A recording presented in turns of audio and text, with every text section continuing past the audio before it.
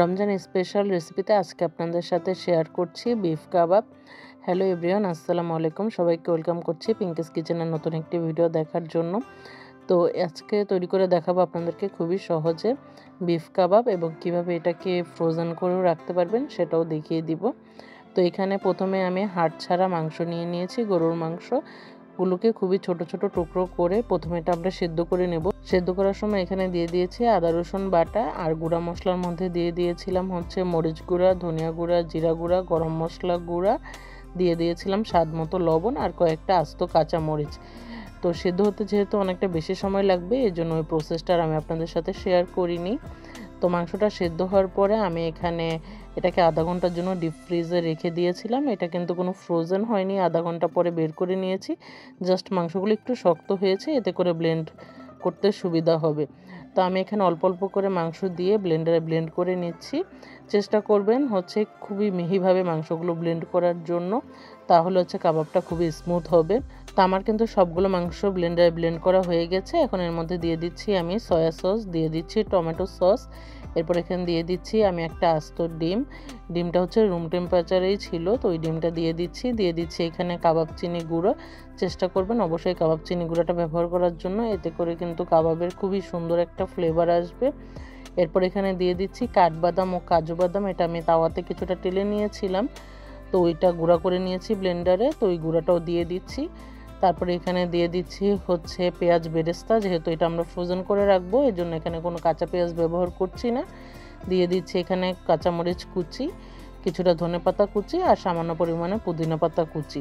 এই পর্যায়ে এখন আমি দিয়ে দিব এখানে হচ্ছে পোস্ত বাটা এবং হচ্ছে পেস্তা বাদাম, এই দুটো একত্রে আমাদের কাছে ফ্রোজেন করা ছিল, তো এটা একটু দিয়ে দিচ্ছি। এখানে যেহেতু আমরা সস ব্যবহার করেছি, আমি এখানে খুবই সামান্য পরিমাণে লবণ দিব, কারণ যেহেতু মাংস রান্নাতেও আমরা লবণ ব্যবহার করেছি, আর সসও যেহেতু লবণ থাকে, এখানে কিন্তু খুব বেশি পরিমাণে লবণ দেওয়া যাবে না।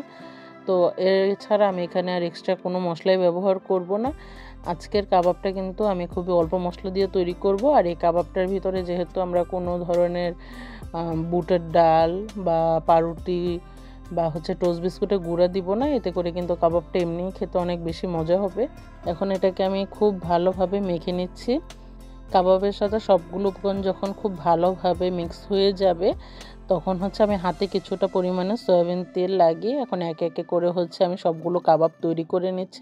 তো সবগুলো কাবাব হয়ে গেলে এখন এটাকে আমি আধা ঘন্টার জন্য ডিপ ফ্রিজে রেখে দিব কিছুটা সেট হওয়ার জন্য। এরপরে হচ্ছে আমি এটাকে কোট করে নিব।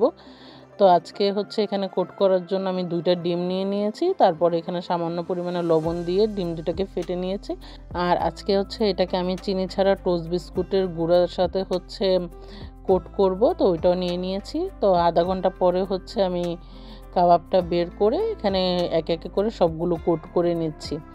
তো এখন হচ্ছে আমি কাবাবগুলো ফ্রোজেন করে রাখবো। কাবাবটা হচ্ছে আমি পরের দিন আপনাদের সাথে ভেজে শেয়ার করব, যেহেতু হচ্ছে আমি এটা গেস্ট আসার জন্য তৈরি করেছিলাম। আপনারা চাইলে কিন্তু এটা যে কোনো সময় তৈরি করতে পারেন, আর এটা কিন্তু একবার বানিয়ে অনেক দিনের জন্য একই পদ্ধতিতে আপনারা ফ্রোজেন করে রাখতে পারেন। কাবাবগুলো আমি টিফিন বক্সের মধ্যে আজকে ফ্রোজেন করে রাখছি, নিচে হচ্ছে একটা টিস্যু দিয়ে আমি কাবাবগুলো রেখে দিচ্ছি।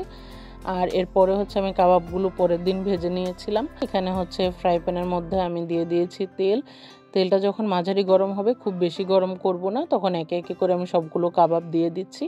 এটা কিন্তু মাঝারি আছে, খুবই আস্তে আস্তে করে কাবাবগুলো ভাজতে হবে। খুব বেশি যদি আমরা এখানে চুলার আঁচটা বাড়িয়ে দিই, এতে করে কিন্তু আমরা যে কোট করেছিলাম এটা বাহিরটা কিন্তু পুড়ে যাবে। তো এটা কিন্তু খুবই আমি আস্তে আস্তে করে সবগুলো কাবাব ভেজে নিয়েছি। চেষ্টা করবেন একটু সময় নিয়ে কাবাবগুলো ভাজার জন্য। তো একে একে করে কিন্তু আমার সবগুলো কাবাব ভাজা হয়ে গেছে। তো ভিডিওটি কেমন লাগলো অবশ্যই কমেন্ট করে জানাবেন। গেস্টরা সবাই কিন্তু কাবাবটা খুবই পছন্দ করেছিল। আপনারা চাইলে কিন্তু এটা একবার বানিয়ে এইভাবে করে ফ্রোজেন করে রেখে দিতে পারেন। অবশ্যই চেষ্টা করবেন বাসায় এটা তৈরি করার জন্য। আশা করি আপনাদের কাছে ভালো লাগবে। তো রেসিপিটি কেমন লাগলো অবশ্যই কমেন্ট করে জানাবেন। সবাই ভালো থাকবেন, সুস্থ থাকবেন। আল্লাহ হাফেজ।